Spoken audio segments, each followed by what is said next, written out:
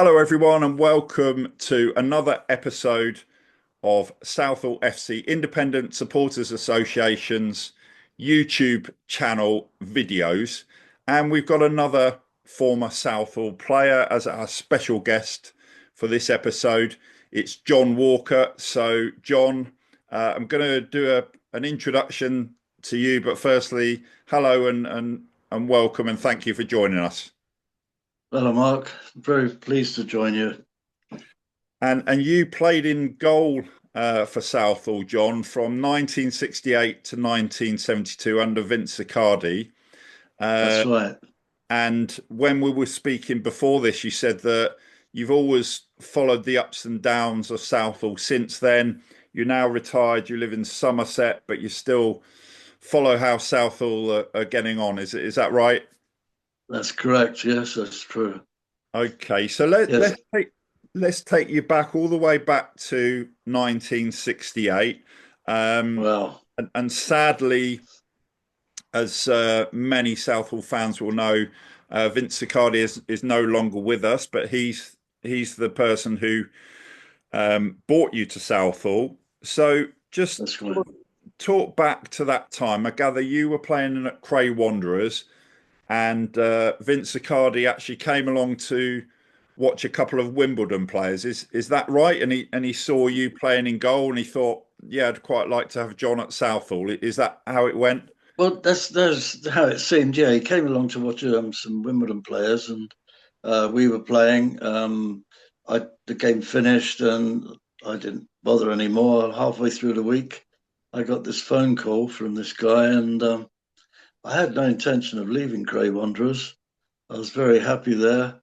But this guy had something about him, and I don't know if it was the way he spoke or what, but he was very endearing, and I thought I'm going to have to go and have a look and see, because he asked me if I'd join him. He said he would be going to either Ilford or Southall.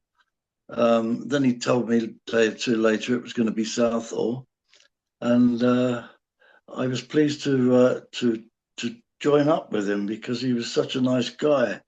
But when I went to Southall, I found that four of the Wimbledon team had also come along, so we all became friends. In fact, I knew one of them before that. And I remember that first day when I went to Western Road, and it was before the season started. I just wanted to have a look to make sure I was doing the right thing. And I stood on the terrace, and I was just amazed and stunned. What a glorious ground it was! It was. It really took me, and I had no hesitation in leaving Cray and signing. And John, if I understand correctly, you obviously did end up joining Southall, but there was talk of an approach by Tottenham Hotspur for you as well. Is that correct? When I was at Cray Wanderers, they played in the Metropolitan League to start with, and Arsenal, Tottenham, and West Ham were in the league, so we played them. And after a game against Tottenham, um, they approached myself and the centre half to obviously join them. And when they found out that we were 22 years old, they didn't want to know. But the guy that was approached with me, he went on, left us, and went to play for Sutton, and eventually went to play for Leeds. So they missed out on him, but they did the right thing with me by the look of it. Well, going back to your time at Southall, you mentioned there was a group of you there, and you became friends, and one of the sort of standout players from that time was a striker, Pete Lavers, prolific goal scorer. Um, what do you remember about him? Because I know he had his own kind of rhyming slang that he did, didn't he? Can you remember that? Beat the meat. Yes, he worked on the meat market, so he was always known as Pete the Meat, and he had all sorts of words he used to come along. But one of his specials was if we'd been playing well and won, he'd say that old fried cod was smiling on us today, and he had people in stitches. But it was Dave Juman that came with me with Freddie Slade, Johnny Waring, and Bobby Dilworth. They were all the Wimbledon lads, and I got very friendly with Dave Juman, and Johnny Waring turned out to be the godfather of my boys. And just talk to us about your time at Southall. You know, what was it like as a player, being part of that team? You know, what were the fans like back then? Fans were very good to me, and they came off at the end of the game. I always had a lot of them coming for looking for autographs. Um, but it was Vince Icardi. He was the man for me. He was the best manager I ever played under, and he could get the best out of me. He just had a way about him. He'd phone up in the week and just be talking load of drivel to you, nothing about football. And then he'd sort of slide it around to football, and he'd want to know if you'd been all right. Did you have any problems? And I realised then I must have had a bad game because he was finding out whether or not there was anything at home giving me problems. But he knew how to work me, and I loved him. You know, I don't know whether the others all got on so well with him, but I did. And you saw a few of the players leave eventually, didn't you? And you decided to Yeah. move on. Well, Uh, and it was you went on loan to Fulham, is that right? no. What actually happened was Pete Lavers left, and then Dave German went to Hayes. Um, I think Freddie Slade was about the only one left there. Um, and then Vince had gone. And it seemed like the whole club was folding a bit. So I went to Leatherhead, and uh, while I was there in the pre-season, we had friendlies and whatnot. I didn't feel like I was part and parcel. And then the manager lent me to Fulham for a friendly, and I had to play under Alan Mullery's Fulham team, and I wasn't very happy with that. So I thought this, I'm going back to Southall. So I went back to Southall for another season. And John, just talk back to that time, your time at Southall. What were the kind of key highlights for you looking back in terms of any games that you remember, any players, you know, any kind of any sort of special feeling you've got about all that time ago playing for Southall? A few things stick out in my mind. Billy Smith, who I knew because I worked at Covent Garden Market, and so did he. So we knew each other, and he came to Cray, and then he came to Southall. So I knew him well, and he was a bit of a boy. He didn't stand for any players playing around. He just give them one. He was a bit like that. That stood out. He was stood out.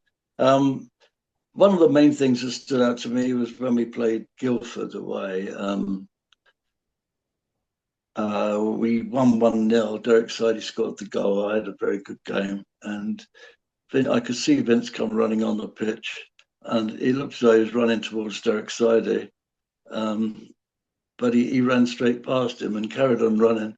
And then he came right down the pitch and jumped on me. So it was something I've not seen a manager do before. And it stayed with me all this time. Just one of those things. Yeah, and there was one game against Redhill where one of the Redhill fans came onto the pitch and That's wanted to attack one of the Southall players, and yourself and one of the other players, I think one of you punched him, didn't you, or pushed him to the good. ground or something like that? Yeah, so we were about to take a goal kick. Someone was taking it for me, and one of the fans jumped on the pitch and came up behind him as though to hit him. And I flew across and dived on top of him and hit him to the ground. And Lee Nellums, our fullback, he ran in and just belly flopped on top of him and held him on the ground until everyone came and dragged him off. Yeah, yes, it was a strange thing, but I think he got thrown out the ground after that.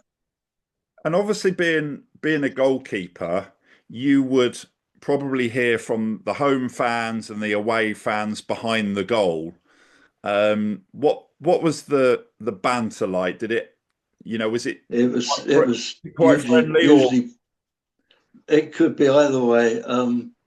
I used to just try and turn around and smile, and not let it bother me. If I was playing well, it was great. But if I made a mistake, they were on me. Like, it was it's a bit different to being goal in those days. You could get knocked about a bit more than you can nowadays. Um, you could get hit all over the place, really, and kicked and whatnot. But the guys behind the goal were generally respectful, and unless you're having a real stinker, then they'd be on your back. And in terms of a goalkeeper, obviously Gordon Banks was, I guess, a hero for you, England goalkeeper.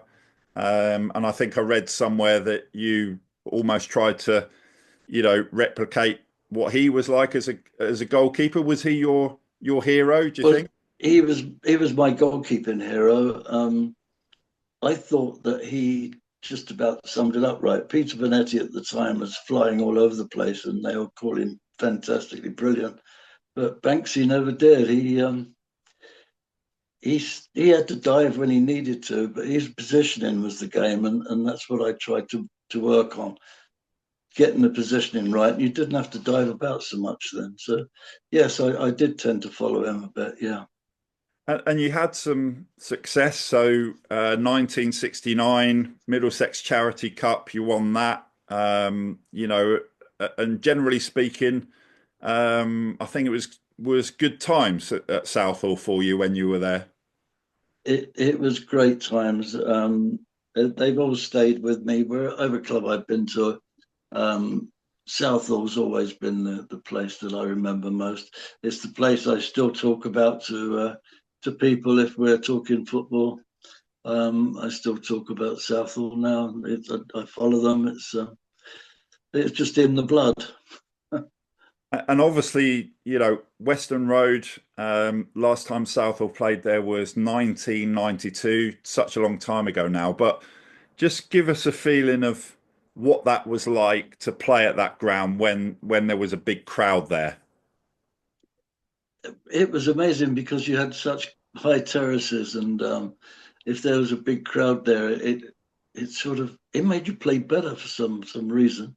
But I always know that coming off at half time, I'd look up into the stand to see my wife sitting up there, and she'd just be getting up with my friend and going to the bar, so she wasn't that interested.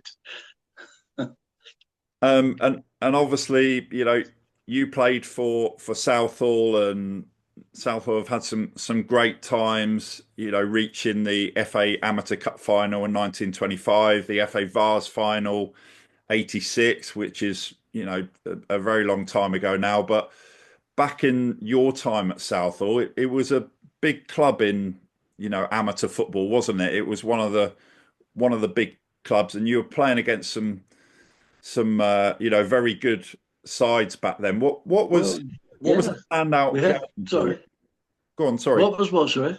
What was a sort of standout game or opponents that you can remember playing and you thought, yeah, they're really, really good side and Well, Walton difficult and to play. Hersham were the top side. Yeah. Walton and Hersham were the top side then, but we had Dagenham and Red Hill and Leatherhead. They were all big sides at the time. Bishop Stortford. We it was a strong league, and we finished runners up the year I was there. And there was a bit in the Charlie Buchan's Football Monthly about us all, saying how well we're doing, and we were on the up and up. But unfortunately, after that season, a couple of players got poached, and that was the beginning of the end. Yeah, and that's what happens, isn't it? If you do well, then the players get noticed. But talking of former players, Alan Devonshire, Gordon Hill, Les Ferdinand, lots of other players have come from Southall. Some have gone on to play for England. How do you feel about being part of Southall's history as a player?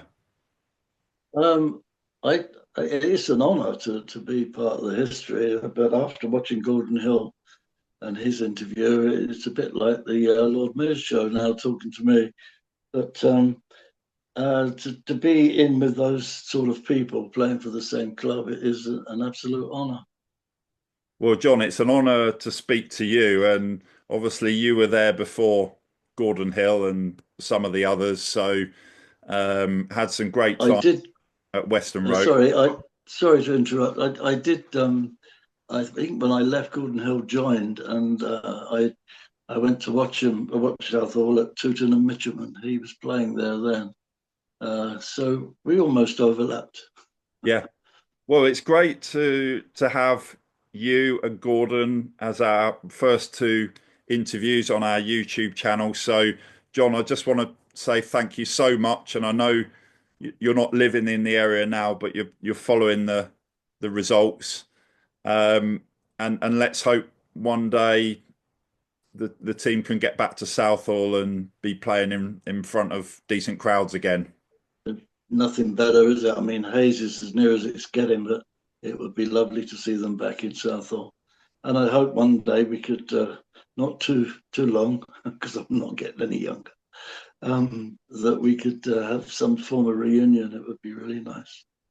But All it's right, been John. an honour to talk to you, Mark, and an honour to play for the club.